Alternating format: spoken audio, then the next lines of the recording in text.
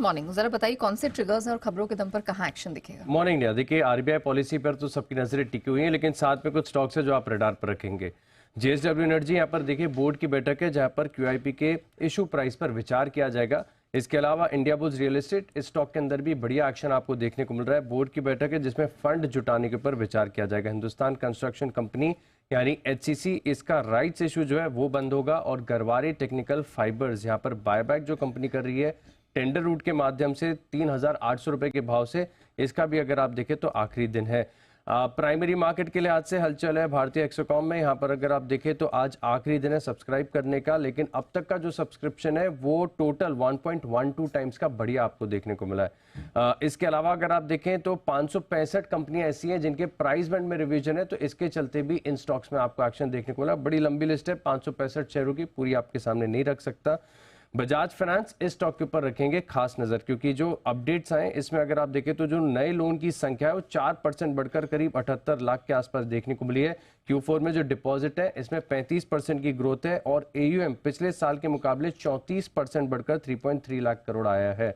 IndusInd bank, यहाँ पर अगर आप देखें तो नेट एडवांसेस में 18% की बढ़ोतरी पिछले साल के मुकाबले देखने को मिली है और टोटल डिपॉजिट जो है इसमें 14% की ग्रोथ है। कासा रेशियो में अगर आप देखें तो 40% से घटकर करीब 40% से घटकर करीब 38% के आसपास देखने को मिला है।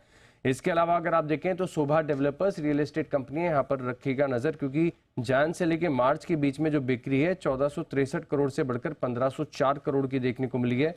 टाटा मोटर्स, यहाँ पर भी आप रखेंगे फोकस, क्योंकि Q4 से जुड़ा जो सीएम का अपडेट है कारोबार का और उत्पादन का, यहाँ पर अगर आप देखें तो मामूली पिछले साल के मुकाबले 1% की ग्रोथ देखने को मिली।